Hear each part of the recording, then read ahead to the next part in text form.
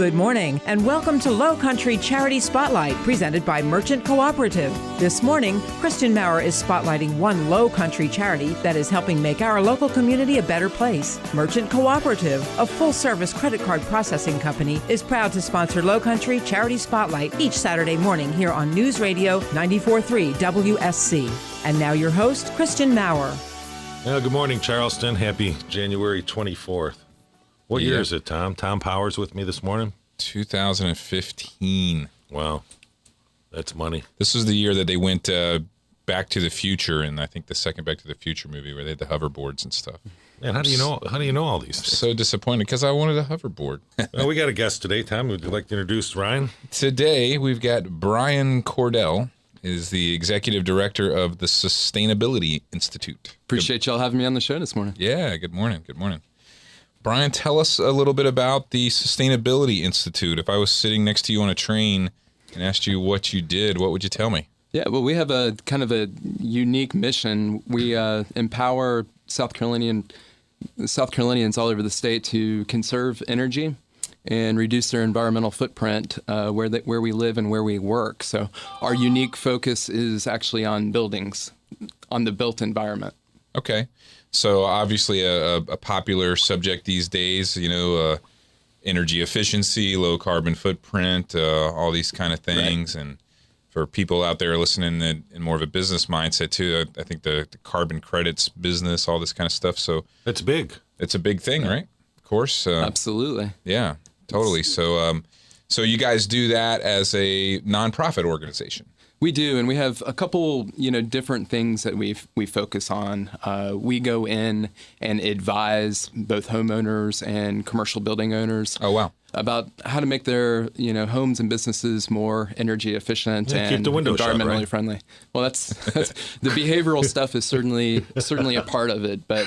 One of the things we really work on is this advising of the customer, and we find that people really just don't know what their best investments are. If you have some money to spend either making your home more energy efficient or your commercial building more energy efficient, you really need to know what kinds of things should you focus on. What's a smart investment? And we have folks on our team that go in and have the kind of technical skills and savviness to be able to advise customers about that. What territory do you cover?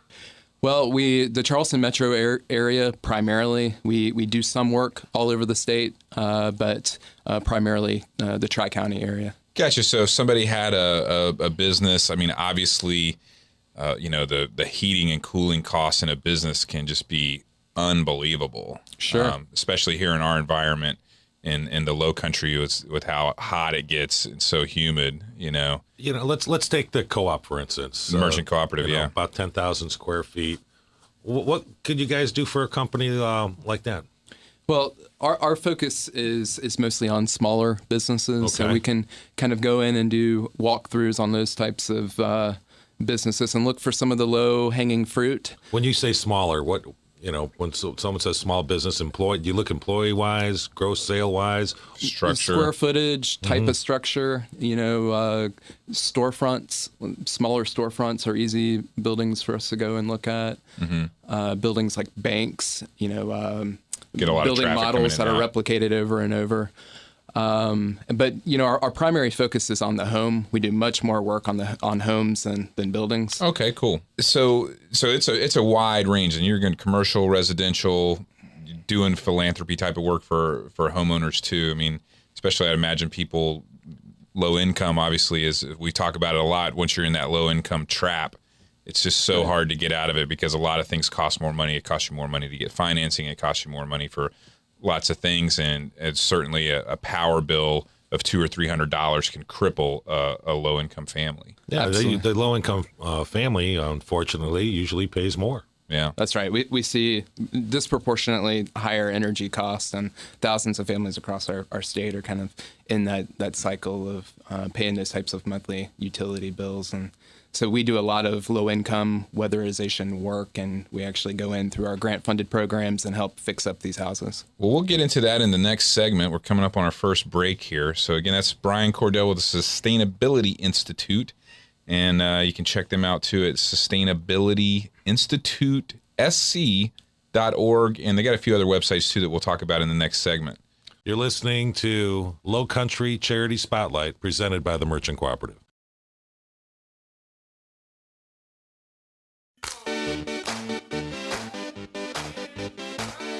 Welcome back, everybody. The Sustainability Institute. Brian, let me ask you a question. Tell me a little bit about you. How did you get involved? Where did you grow up? A little bit. I'll tell you, this guy, young, good-looking guy, helping people, saving energy.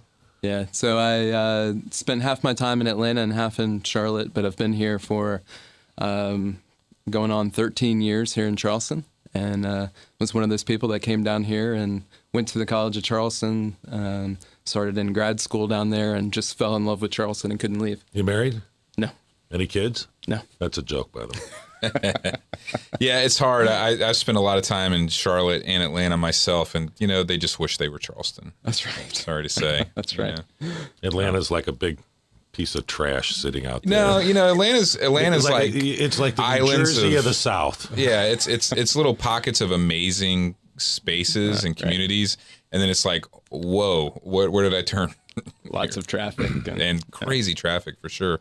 Right. Well, so we're here with Brian today. Brian's with the Sustainability Institute, which has got a very, very cool function of trying to help energy efficiency, and they do both commercial and residential projects. Brian, why don't you tell us a little bit about the history of the Sustainability Institute? Yeah, so we started in 2002, and 10, 15 years ago, sustainability, green buildings started to become really popular, and you saw a lot of architects and builders in that world starting to think more and more about this stuff. How do we make our structures more environmentally friendly and more energy efficient? And we kind of grew out of that. We opened up a demonstration facility in the North Charleston area that showcased a lot of new sustainability-oriented technologies, and had that building open to the public and did a lot of education out of that facility. Is that still there?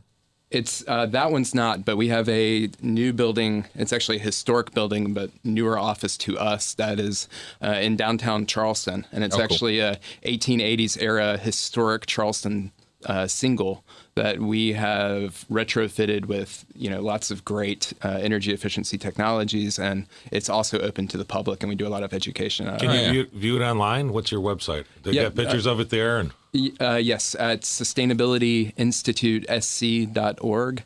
And it's at 113 Calhoun Street, and people can stop by whenever they'd like and see these technologies working. It's an active demonstration building. If you can do it in a Charleston single from the 1880s, you can do it in anything. Yeah, and I tell you what, we do a lot of work on historic buildings downtown, and you really have to have a unique approach to how to retrofit a historic building so that you can retain the historic qualities and continue to preserve the building, but also update it to the 21st century. And what makes it historic? I mean, people say, well, it's a historical building, and I think some people think that maybe Tom stayed there for a night or something, but right. Well, I think a lot of times you hear historic buildings being classified as 50 years or older. Really? And certainly Charleston has a huge number of historic buildings. And I can imagine those were just the most inefficient things in their day. Well, Charleston has a real preservation ethic, so it's real important to preserve the integrity of these buildings. But of course, we use them. We want to make them as comfortable and as efficient as we possibly can. And so it requires a real unique approach and a real kind of trained eye and expertise in terms of what are the things that you should do and shouldn't do. Of course, a lot of those things on the peninsula downtown are very regulated. You don't go in and replace windows on historic buildings, for instance. Yeah, I bet it's pretty hard for somebody, even if you're talking about on the more philanthropic side of what you guys do.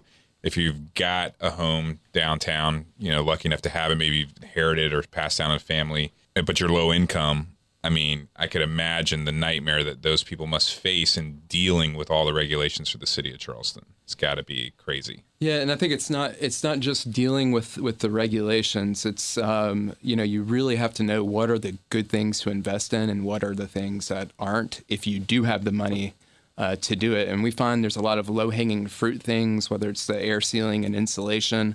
Those are the types of things that tend to offer the best payback. Mm-hmm. it's a lot of people, when they think green building or sustainability, they think solar panels or really expensive retrofits or switching out windows. And, while a lot of those things may be good as long-term investments, there's a lot of low-hanging fruit stuff that you should really focus on first. And that's where we can come in and we can actually do diagnostic testing on the building. So you don't take donations. Me and Tom interview nonprofits all the time. Right. So you don't take any donations. There's no donate button. No, we actually do, and it's a really interesting volunteers, model. Yep, we are very much that type of a nonprofit. Awesome. A lot of our funding is grant based, so we have grants that support particularly the low income weatherization and training work that we do. Our Charleston Wise business, which I'm sure we'll talk about in a minute, that's a fee-based service. So we do earn fee-based revenue that helps support our philanthropic mission that we have as an organization. Cool. So it's kind of an interesting model where we do provide services and people pay for those services. But we also do a lot of low-income weatherization work, and all of that work that we do on those homes is free to the homeowner occupant. Oh, cool. That's what, that's a great thing, especially the last couple of weeks in the new year. I'm sure there's success stories of how much you save families. Yeah, we retrofit somewhere in the neighborhood of about 50 low-income homes a year just here in the Charleston area. Okay. How many people you got that work for us? Yeah. Close to 30. Oh, wow. Well, that's a big organization. Yeah, we've really grown over the last couple years, and it has to do with... This is a Charleston-born organization? It is. There you go, Charleston, all right. Yeah, there's very few organizations in our state, we may be the only one, and across the Southeast region that are specifically focused on this issue of the built environment. Of course, it's critical. Our buildings consume so many resources. About 40% of energy consumption across the country is directly tied to the buildings. About over 70% of your electrical use. Mm-hmm. So it's a really important issue. It affects people's pocketbooks. Big time. But also has this real environmental impact associated with it as well. We like to call it a triple win focus. We focus on saving people money. We have environmental impacts that are associated with our work, and we're also putting people in jobs. We do a lot of training as an organization as well. Okay. See, me and Tom say this all the time. You got to make money. Right. Although you're a nonprofit, if you don't make any money, you wouldn't be able to put back into the community. Right. That's absolutely right. Could I volunteer my time or something if someone's listening this morning? Absolutely. People can get involved in what's all a kinds typical of different ways. what's a typical Tom's time going to show volunteer? up Monday morning. What are you going to have him do? What would a typical volunteer do? We need volunteers for all kinds of stuff, whether it's coordinating some of our activities. We do a lot of these free, no-cost weatherizations that we perform on houses, and like to get people hooked up into that program. Honestly, one of the best ways to participate in our program is having us come out to your house and actually evaluate your home for you. No, we don't. Through our Charleston Wise service, we come out and we'll do diagnostic testing on your house, and that is a fee-based service, but it's pretty low cost, and we run a blower door and a duct blaster test on your house and actually put together an energy model. And we show you all about the different things that are smart investments for you to do to reduce your energy usage. What would that cost?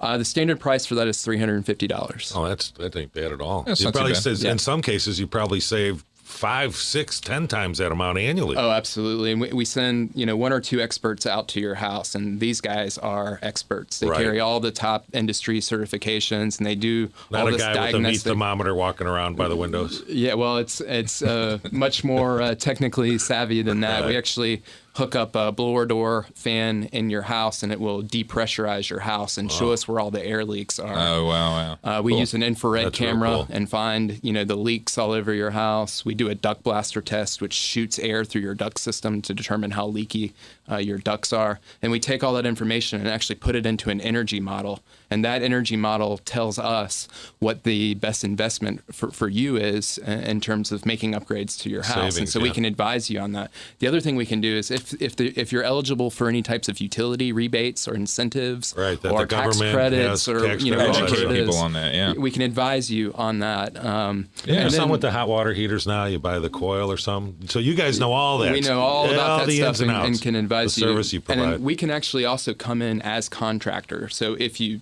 if you'd like, we can come in and actually manage your retrofit for you. And, the typical home performance upgrade requires different types of subcontractors coming in and out of your house. Sure.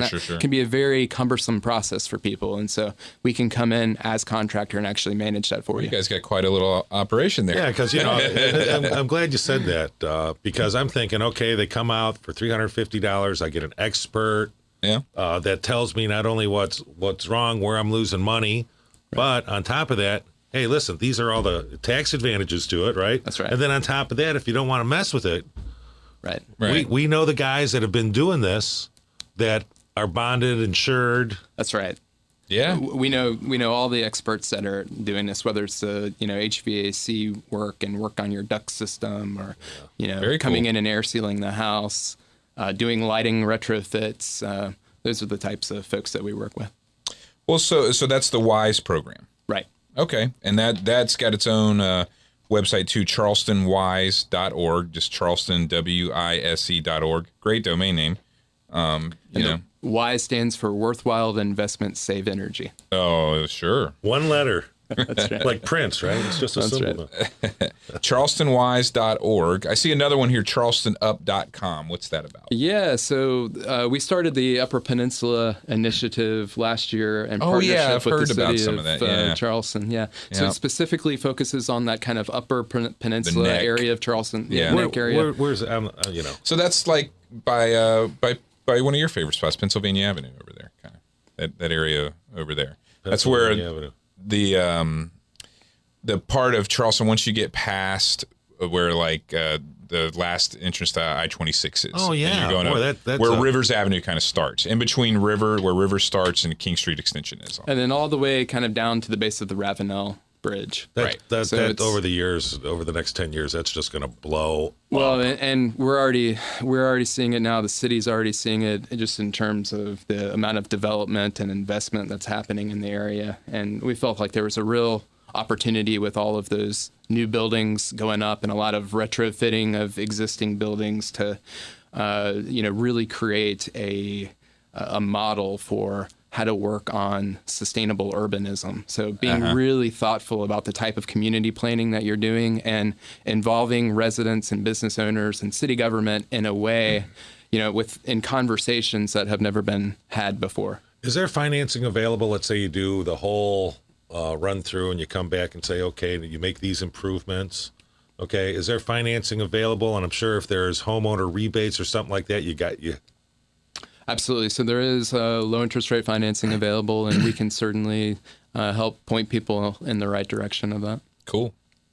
Well, man, that's a lot of interesting information for sure. It's really cool. It's definitely it's good to see. I think the best way that philanthropy works is if you can have a business model that makes a profit. A lot of profit, and unfortunately, our society has been demonized a lot lately.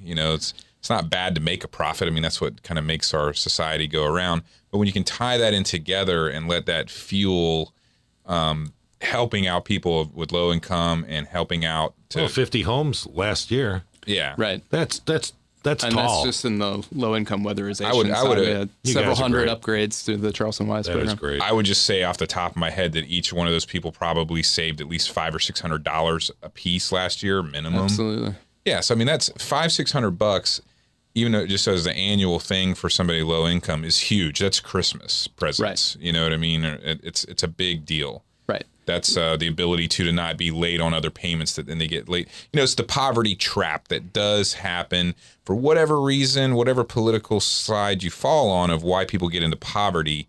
Once you're in that trap and you get a bounce check and everything starts to ricochet, it just sucks. Right. Yeah. These families that we're serving, when we go in, we typically see, somewhere between $300 to $500 a month in utility costs. These are families that can't afford to pay Tom, that. we're talking $3,000 to $5,000 a year. Yeah, and then they fall into this trap of reoccurring power shutoffs because they can't afford their bills. They have, typically some serious comfort issues in their house that shouldn't be ignored. It's never good to have your heat turned off in the winter. Right, you got elderly, even the summer with the heat, my God. Right. People die. Kids with their little kids and stuff. And Absolutely. So, well, guys, we're coming up on our break time again, so let's wrap up. We'll come back for the last segment. Sustainability Institute, sc.org, charlestonwise.org. Christian, take us out. You're listening to Lowcountry Charity Spotlight, presented by the Merchant Cooperative.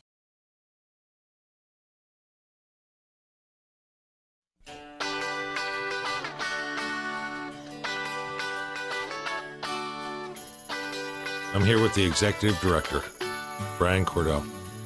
How often do you go to the gym? I'm telling you, this guy's look like a movie star over here. Isn't he, Tom? Well, I appreciate it. Probably not enough, but I think you just inspired me to hit the gym this afternoon.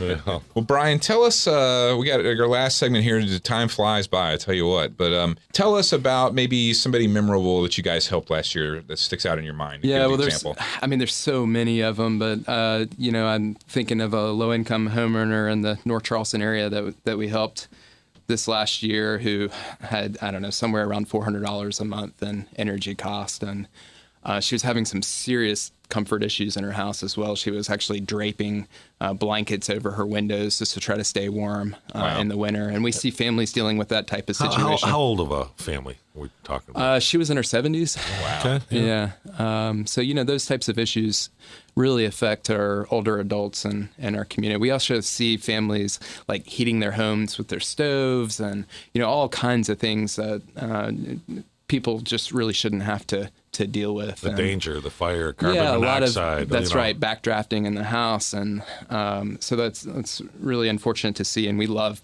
obviously, helping families like that. And what did her solution turn out to be when it was all said and done? We did a lot of air sealing and insulating in her house, which just helped seal up her house and kind of, keep the cool air in the summer and the heat in the winter. So we really improved her comfort. Took about 30% off of her monthly energy bills, which probably saved her $100 a month. That's huge to somebody that's on fixed income and whatnot. The comfort too. Sure. Right. Sure. I mean, you're on fixed income. Why sit in there and sweat your ass off or freeze or right? Yeah.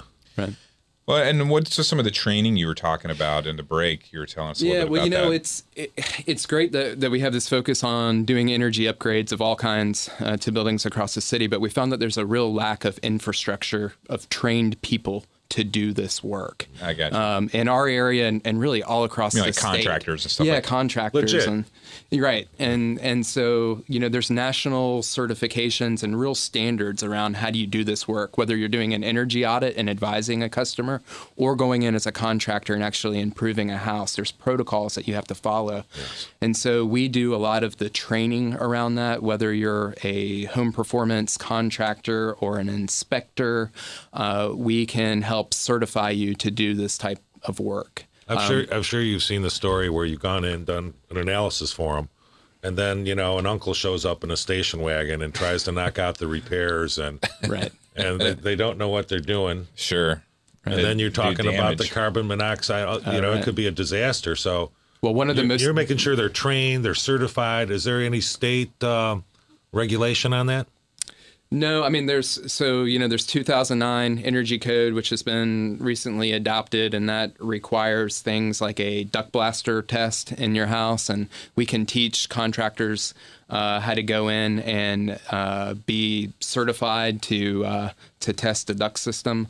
We do a lot of that type of training, so people can go to our website and learn all about the types of training that we offer, but it is a big emphasis of our organization. Is there job opportunity there too? Sure, absolutely. Whether you're a contractor, an inspector, or whatever it is, these are skills that will really enhance what you're already doing. So yeah, I encourage people to check that out. That's awesome. Well, guys, we're coming to an end of another show, so let's just recap real quick here, okay? The Sustainability Institute. So why you would contact the Sustainability Institute if you feel like being charitable. They take donations, of course. They could always use money. They could use volunteers. And your donation would go to help low-income families be more energy efficient. Yeah, maybe there's some people out there listening with some companies that could use some supplies, foam, windows, things like that nature. But you could also contact the Sustainability Institute if you're in the construction business to get some advice, to get some training, and hey, maybe improve your 2015 financial outlook with your business.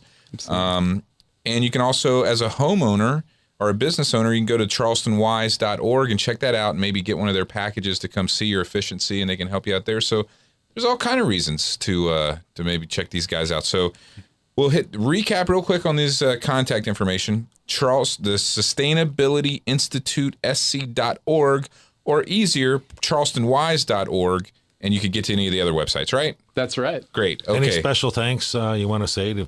Well, we have so many funders that support our work, but most of those are listed on our website, and we have a lot of great companies in town that are supporting what we do. So charlestonwise.org will be the best bet then. That's right. Okay. I learned a lot today.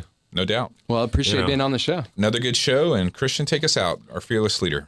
Brian, you're a great guy, and I wish the best to you guys. I really do. Thank you. Awesome organization. Well, thank you so much for having me. Everybody have a great weekend. You're listening to 94.3 WSC FM. Lowcountry Charity Spotlight is presented each week by Merchant Cooperative, a full-service credit card processing company that provides payment processing services to businesses all over the Lowcountry. Please help and support this morning's charity so they can continue their good works. Thank you for listening, and be sure to join us each Saturday morning at 7:30 here at News Radio 94.3 WSC.